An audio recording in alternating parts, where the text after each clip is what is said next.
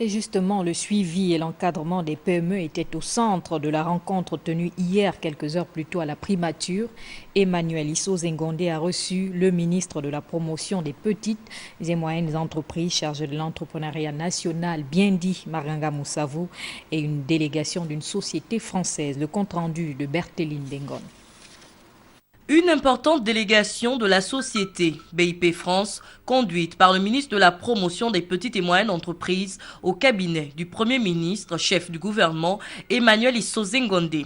Il était question de faire le point de l'avancement du dossier axé sur la mise en œuvre du fonds de garantie des petites et moyennes entreprises. L'ensemble des pays qui ont une volonté de soutenir leurs PME ont décidé de mettre en place un fonds de garantie des petites et moyennes entreprises.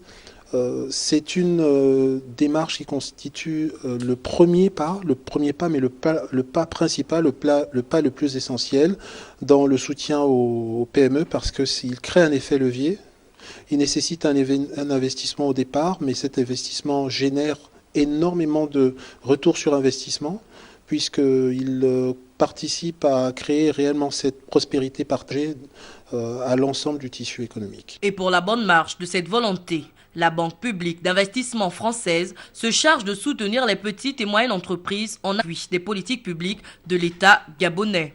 Nous sommes sollicités par le gouvernement du Gabon pour les accompagner dans la construction de cette société garantie en termes d'expertise métier, donc la gouvernance, la maîtrise du risque, travailler avec l'écosystème, donc avec les banquiers qui seront les clients de la société de garantie.